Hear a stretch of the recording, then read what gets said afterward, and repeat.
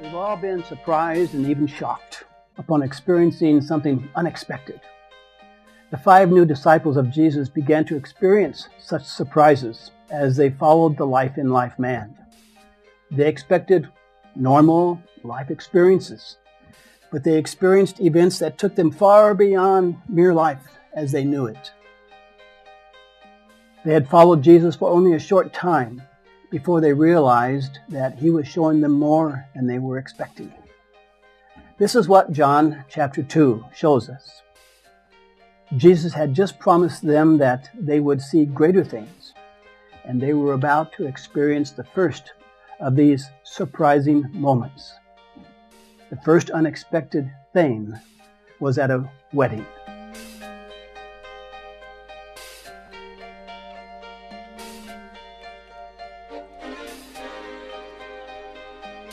The significance of this passage is often skewed by attention to isolated matters such as the Lord's honoring of marriage, his approval of human society and relationships, Mary's motives, her desire to prove herself to the community, the Lord's treatment of his mother, the nature of the wine Jesus created, how much he drank, how much he let his disciples drink, whether he contributed to a drunken wedding party, and even the very nature of miracles.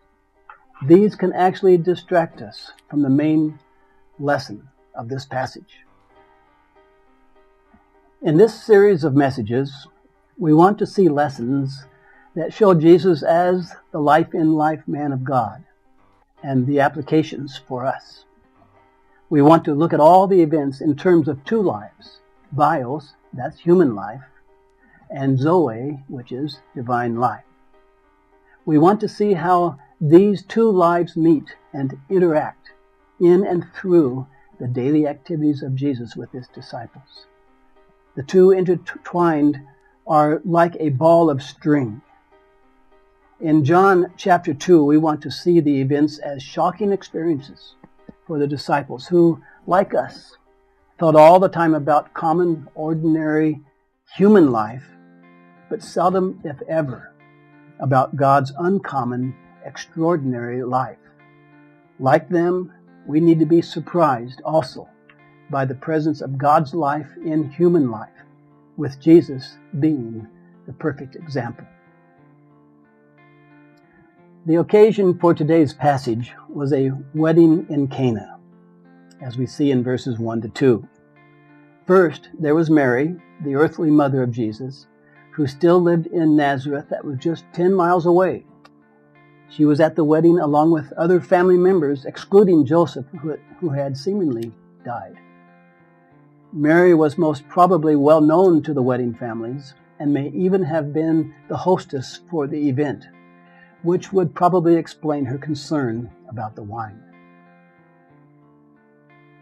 Jesus and his 5 new disciples probably walked to Cana, a 3-day journey from the site of his baptism in the Jordan River. The 5 disciples, including John, the writer of this gospel, had no idea of what they were about to witness.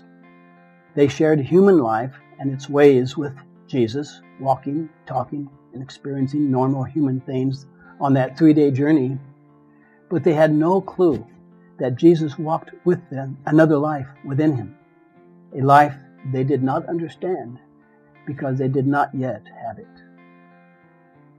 The wedding with lots of food and wine was probably the only high expectation of the 5 disciples.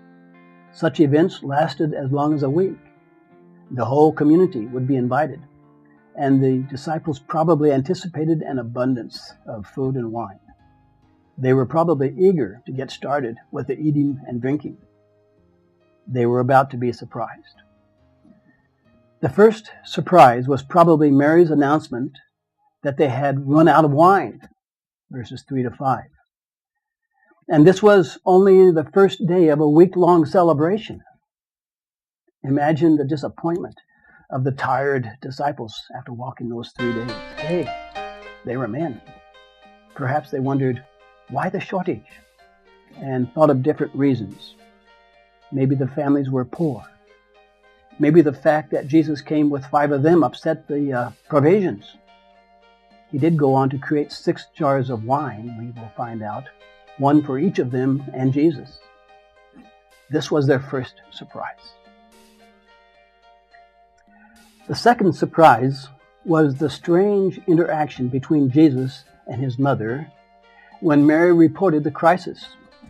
Verse 4 here quotes Jesus saying, "Dear woman, why do you involve me? My hour has not yet come." His reference was to her as lady, not mother, as they may have expected.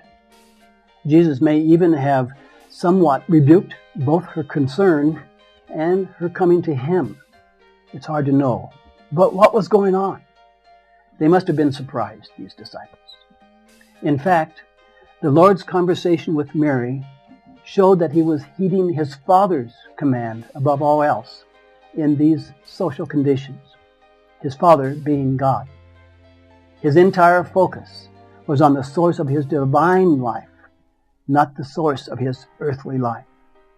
He would not be at the service of his mother, but of his Father. He was not human to fulfill life's purposes, even those declared by his own mother. He was human to fulfill the purposes of God's life. His timetable was not set by Mary, but had already been set by his Father. The disciples had no way to understand the interaction. They were probably stunned and maybe even a little bit embarrassed. The third surprise for the disciples was the miracle itself, as we see in verses 6 to 8. Jesus turned the water into wine. Why a surprise? Well, one reason is that there had been no miracles in Israel for 580 years. The last miracles occurred when Daniel had survived the lions and had read the writings on a king's wall, and it was not even in Israel. No one had seen a miracle for 580 years.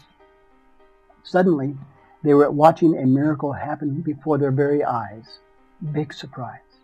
And at a wedding. It's interesting to me that Matthew, Mark, and Luke said nothing of this miracle, one of 7 described in John. And of the 7 miracles, 5 are found only in John's Gospel. The feeding of the 5,000 is recorded by all the writers. Walking on the water appears also in Matthew and Mark. That absence of the other 5 draws my attention to John's aim to write. He wrote to show the good news of God's life in human life, to show Jesus as the life-in-life man from God. Now, many 2-life lessons can be seen in these 7 miracles.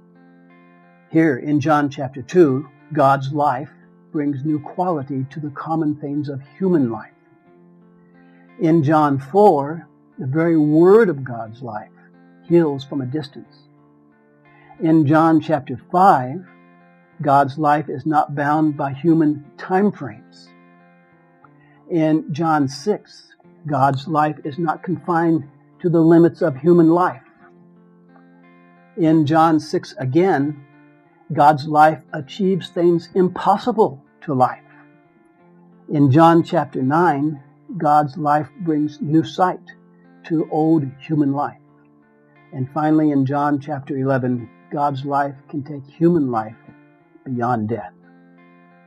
Jesus wanted the disciples to begin to see the differences made by God's life in his human life.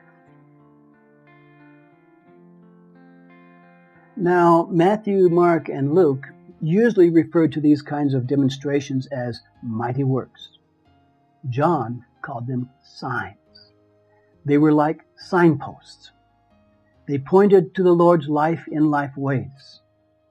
And each miracle was a sign that Jesus was truly the life-in-life man of God.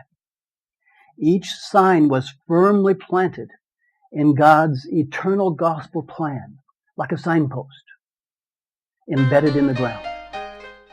Each also pointed to something beyond Jesus, to something that Jesus was going to make possible for others.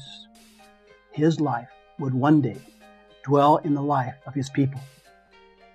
So how did these signs affect the disciples? We need to see this first miracle of Jesus through the eyes of the disciples. They would have been very familiar with the story of Moses, for example, the lawgiver, who was granted the power to turn water into blood, according to Exodus 4:9. For them, that was a symbol of God's judgment, like a signpost, pointing to judgment. They were familiar with things of the past. But here, Jesus turned water into wine, not blood. And that was a sign pointing to God's blessing, like a signpost. A sign pointing the other way, to a future they did not know. Something was changing, and they were surprised. It's very likely also that they were surprised that the Lord turned his attention to 6 empty water jars, each one large enough to hold 20 to 30 gallons, for a total of 180 gallons of wine. Filled up, they provided for the rest of the days of celebration. They satisfied the need completely for 6 more days. Jesus was creating a signpost to a blessing. He pointed to the kind of life-in-life abundance available from following him. Those 6 jars were no ordinary jars. They were sacred containers used for religious purification required by Jewish law.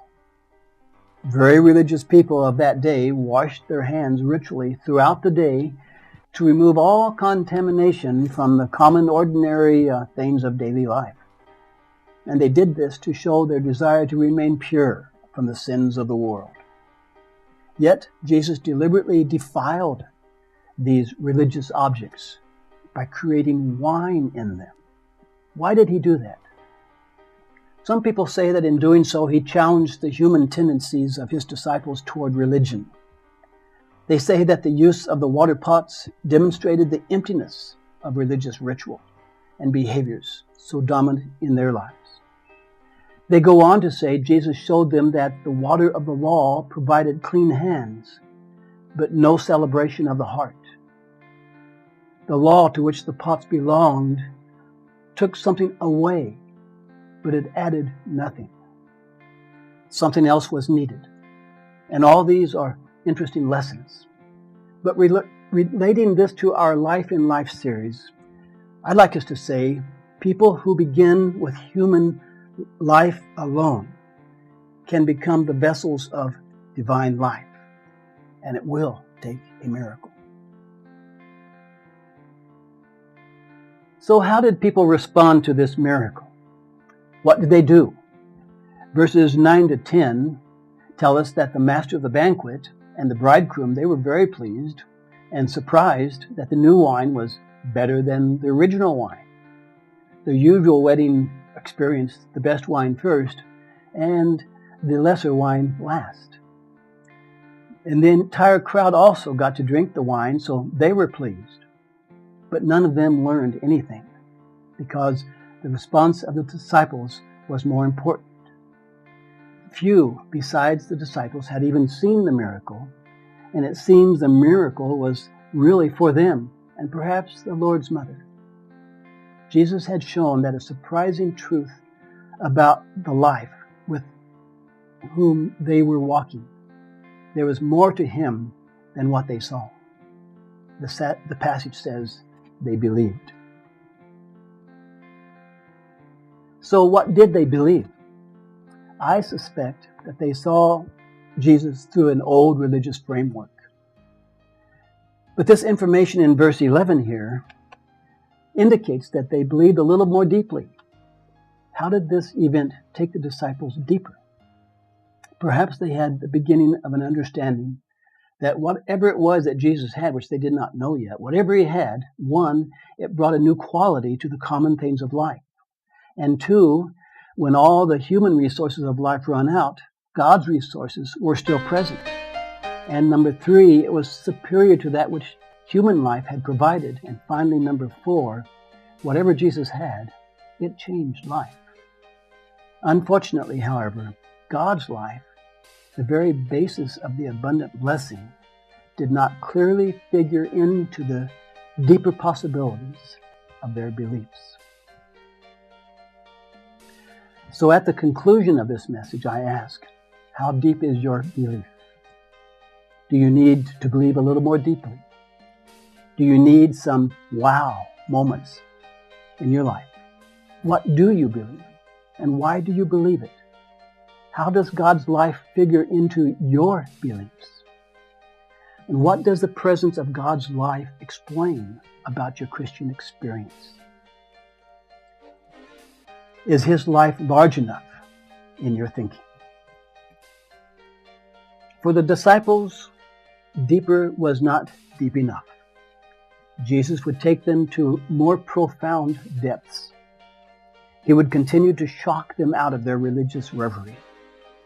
That is what we learn in message number 6. We can be certain that He will also shock us out of our religious reverie if we walk with Him.